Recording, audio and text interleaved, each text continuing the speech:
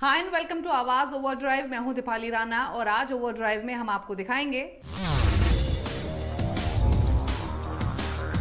Hyundai Alcazar या फिर Tata safari, कौन सी कार है बेहतर। नई महिंद्रा बोलेरो की टेस्ट ड्राइव। बारिश में कार की बैटरी का कैसे रखें ख्याल।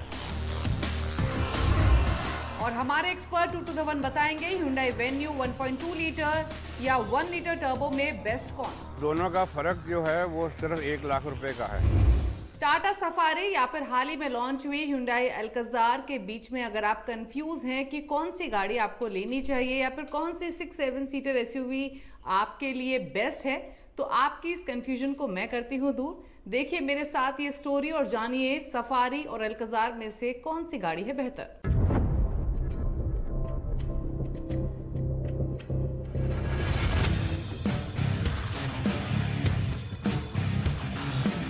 Hyundai Alcazar 6-7 seater SUV segment में नई एंट्री है और कंपनी के मुताबिक इससे काफ़ी ओवरवेलमिंग रिस्पांस मिल भी रहा है। इस बात का अंदाज़ा आप इस बात से भी लगा सकते हैं कि ये जून 18 को लॉन्च हुई है और अगर आप सिर्फ जून मंथ के सेल्स नंबर्स देखेंगे तो अल्काज़ार के जो टोटल यूनिट्स डिस्पैच हुए हैं वो 3100 यूनिट्स के हुए हैं। वहीं टाटा सफारी के 1720 यूनिट्स बिके हैं जून महीने के दौरान और हेक्टर प्लस की कंबाइंड सेल्स जून में 3000 यूनिट्स की रही हैं। तो इस हिसाब से आप ये ज़रूर कह सकते हैं कि जून में सेल्स के मामले में अल्काज़ार ने अपने सभी राइवल्स को बीट किया है। लेकिन सिर्फ जून महीने के सेल्स आंकड़े इसकी सक्सेस को डिफाइन नहीं करेंगे, बल्कि ये आंकड़े आगे कितने टिकाऊ रहते हैं ये डिफाइन करेंगे कि अल्काज़ार लोगों को कितना पसंद आ रही है। अल्काज़ार का सीधा मुकाबला है टाटा सफारी और हेक्टर प्लस के साथ। आज हम कंपैरिजन कर रहे हैं अल्काज़ार और टाटा सफारी का। सबसे पहले बात करेंगे इनके इंजन ऑप्शंस की। अल्काज़ार आपको पेट्रोल और डीजल दोनों वेरिएंट्स में मिल रही है। इसमें 2 लीटर का पेट्रोल इंजन है और साथ ही 1.5 लीटर का डीजल इंजन है और ये वही इंजन है जो क्रेटा में मौजूद है। वहीं अगर आप सफारी की बात करेंगे तो इसमें सिर्फ डीजल इंजन का ऑप्शन आपको मिल रहा है, पेट्रोल वेरिएंट सफारी में मौजूद नहीं है और इसकी जो कैपेसिटी है वो 2000 सीसी की है। हालांकि कंपनी का कहना ये है, अगर अल्काज़ार की बात करें तो, कि भले ही इसमें क्रेटा वाला डीजल इंजन है लेकिन इसको फर्दर मॉडिफाई किया गया है ताकि इसकी परफॉर्मेंस पहले से बेहतर रहे और फ्यूल एफिशिएंसी ज़्यादा रहे।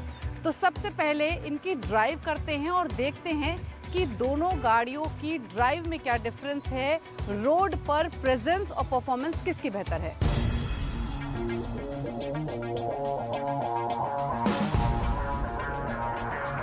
दोनों गाड़ियां अलग अलग इंजन कैपेसिटी की हैं लेकिन सेम सेगमेंट में मौजूद हैं। तो क्या कम इंजन कैपेसिटी के साथ अल्काज़ार सफारी को टक्कर दे पाएगी? अल्काज़ार का इंजन 115 एचपी की पावर और 250 एनएम का टॉर्क डिलीवर करता है। वहीं सफारी का इंजन 170 एचपी की पावर और 350 एनएम का टॉर्क देता है। अल्काज़ार में आपको क्रेटा वाला 1.5 लीटर का डीजल इंजन मिल रहा है और ये देता है कोई 115 एचपी की पावर। तो इतनी पावर सफिशिएंट होती है अगर आपको एक फैमिली कार चाहिए, न्यूट्रल रोड्स पर गाड़ी चलानी है। अगर आप सोच रहे हैं कि आपको ये स्पोर्टी फील देगी, वो पंची ड्राइव देगी, तो यहाँ आप गलत हैं। लेकिन हाँ, सिटी ड्राइव के लिए, हाईवे ड्राइव्स के लिए भी ये एक डिसेंट कार है। ऑल्दो इसकी जो इंजन कैपेसिटी है वो इस पूरे सेगमेंट में सबसे कम है, क्योंकि हेक्टर प्लस भी आपको 2000 सीसी की कैपेसिटी के साथ मिलती है और सफारी भी।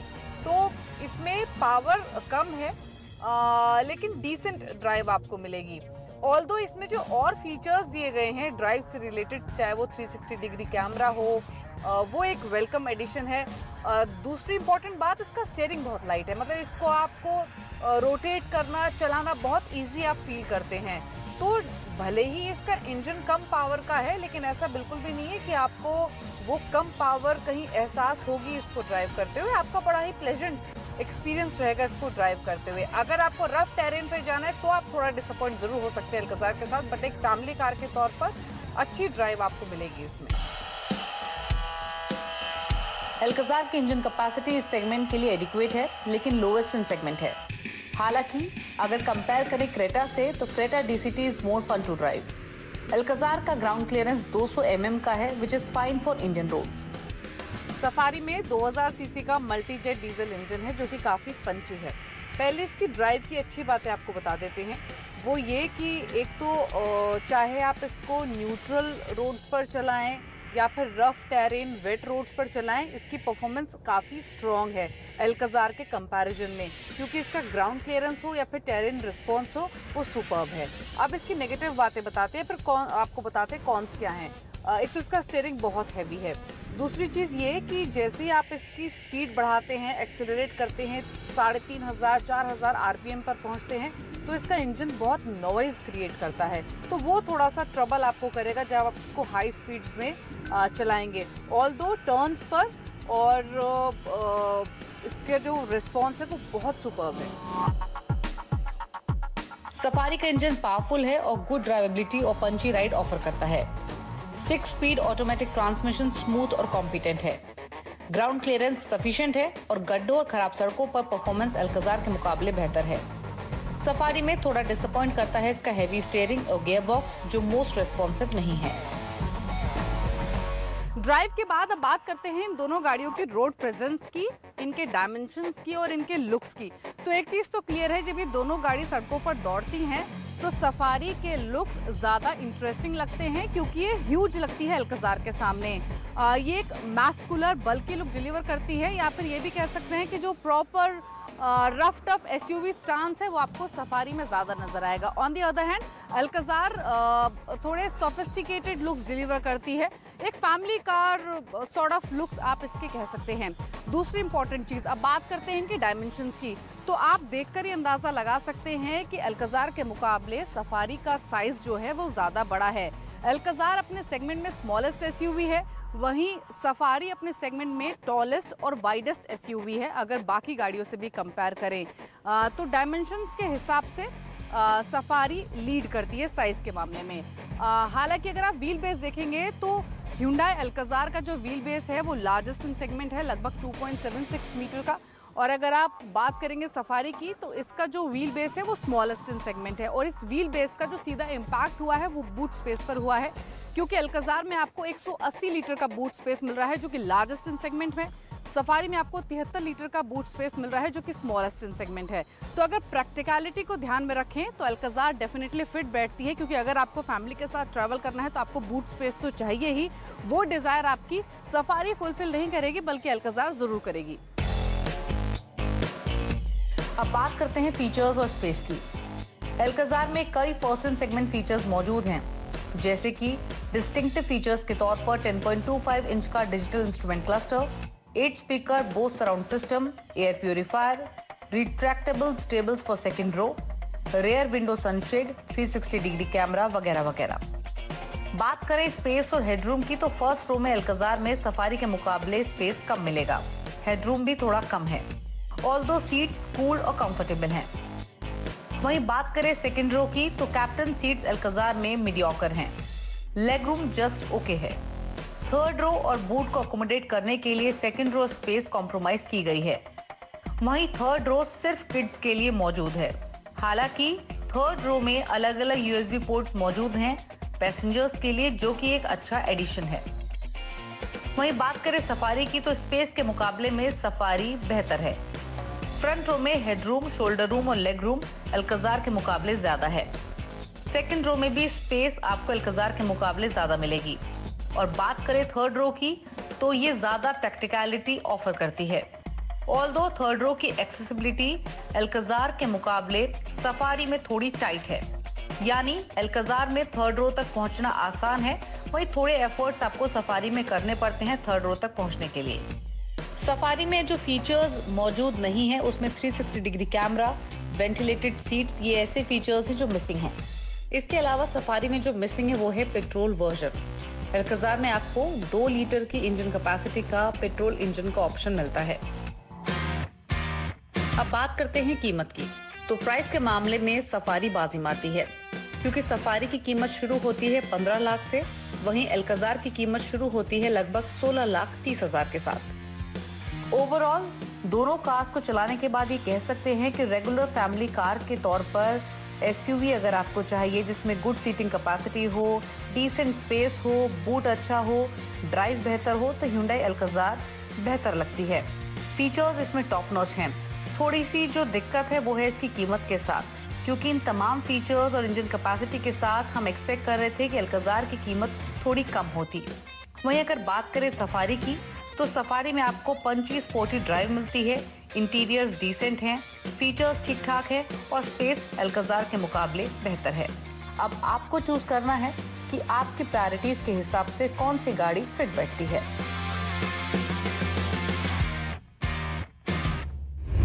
तो दोनों गाड़ियां परफॉर्मेंस और कीमत के हिसाब से एक दूसरे को कड़ी टक्कर देती हैं। हालांकि एक अपर एज मिलता है अल्काज़ार को, क्योंकि इसमें आपको हाई एंड टेक फीचर्स मिलेंगे और साथ ही डीजल के साथ पेट्रोल इंजन का भी ऑप्शन है जो सफारी में मिसिंग है। वक्त हुआ है एक ब्रेक का। ब्रेक के बाद आपको दिखाएंगे नई महिंद्रा बोलेरो नियो की टेस्ट ड्राइव। ब्रेक के बाद आपका स्वागत है। आप देख रहे हैं आवाज ओवरड्राइव। महिंद्रा बोलेरो कंपनी की एक बेहद सक्सेसफुल एसयूवी में से एक रही है और इसी सक्सेस का फायदा उठाने के लिए कंपनी TUV 300 को एक नए अवतार में लेकर आई है और इसे नाम दिया है बोलेरो नियो का। तो कैसी है बोलेरो नियो और बोलेरो से कितनी मिलती जुलती है, देखिए इस स्टोरी में और साथ ही जानिए कि परफॉर्मेंस और बाकी फीचर्स इसमें कैसे हैं।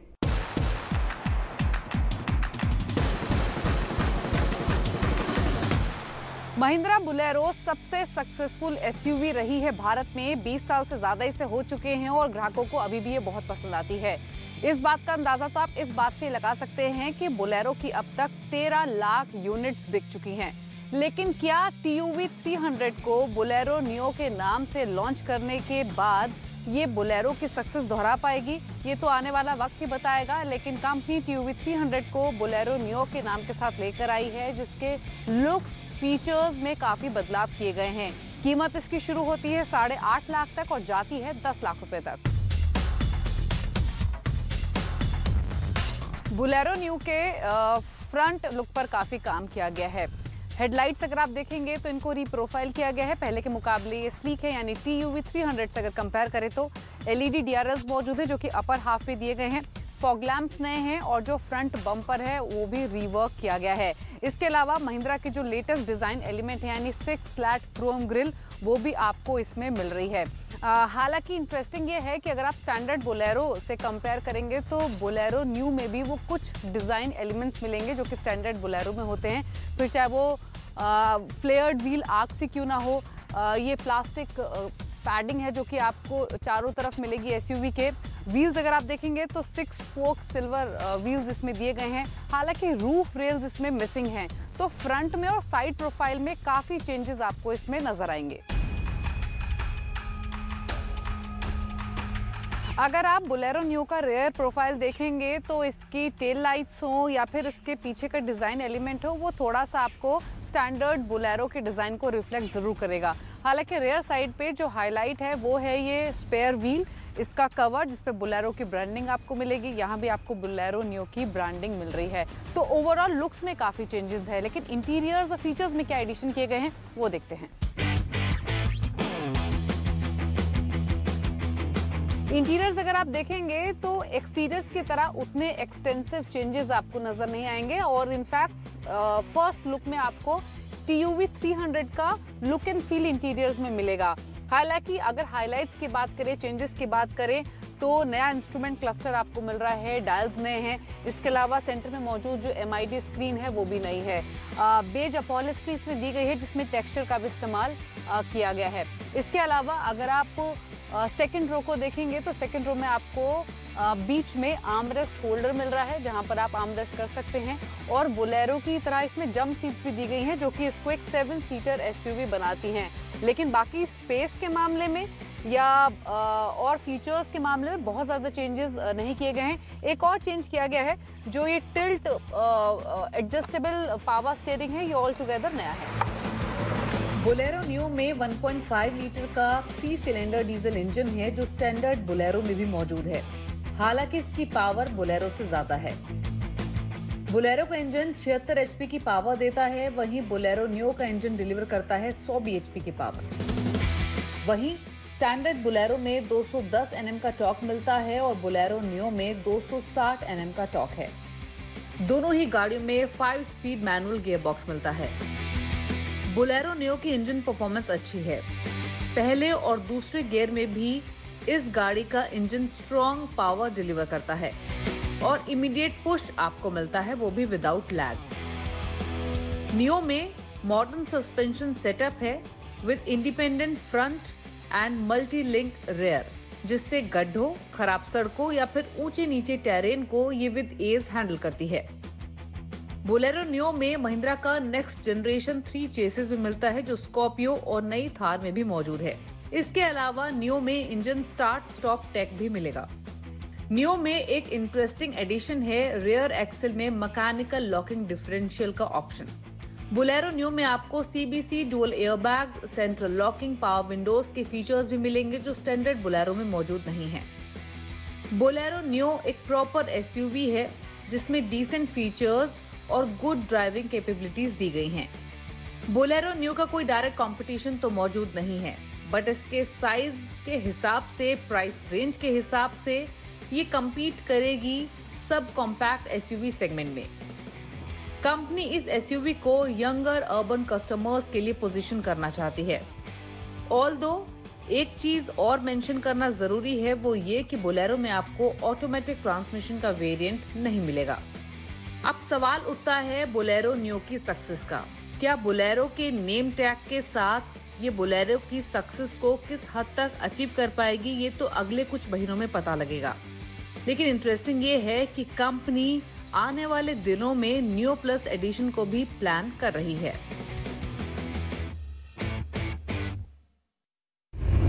इन दिनों बारिश का मौसम है, ऐसे में कार की बैटरी का बेहद ख्याल रखना होता है। तो कौन सी वो खास बातें हैं जिनका ध्यान रखकर आप अपनी बैटरी को बारिश के मौसम में भी सेफ रख सकते हैं, ताकि ये खराब भी ना हो और ड्रेन भी ना हो?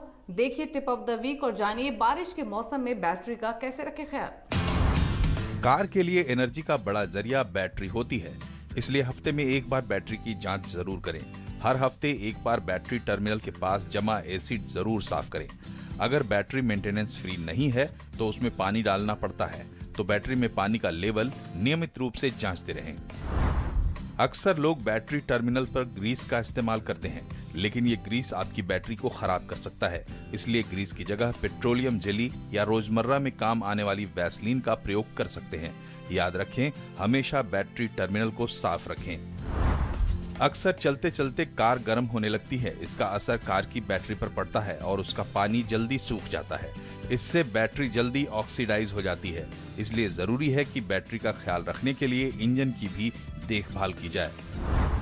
किसी भी बैटरी की लाइफ 3-4 साल की होती है। हालांकि कुछ कंपनियां बैटरी पर 5 साल की वारंटी देती हैं, लेकिन आमतौर पर बैटरी 3-4 साल के भीतर खराब होने लगती है। इसलिए 3-4 साल में बैटरी को बदलना जरूरी है।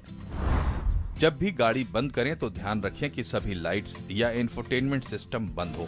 अक्सर लोग गाड़ी बंद करते वक्त कुछ लाइट्स बंद करना भूल जाते हैं, जिससे गाड़ी की बैटरी ड्रेन हो सकती है।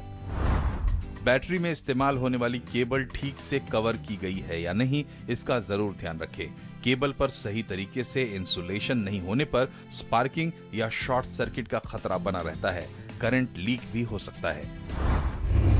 वक्त हो गया एक ब्रेक का। ब्रेक के बाद मशहूर ऑटो एक्सपर्ट टूटू धवन आपको बताएंगे Hyundai Venue 1.2 लीटर या फिर Venue 1 लीटर टर्बो में से कौन सी गाड़ी की परफॉर्मेंस बेहतर है, और साथ ही आपके तमाम क्वेश्चंस को भी शामिल करेंगे जो आप आवाज ओवरड्राइव के फेसबुक पेज पर भेजते हैं।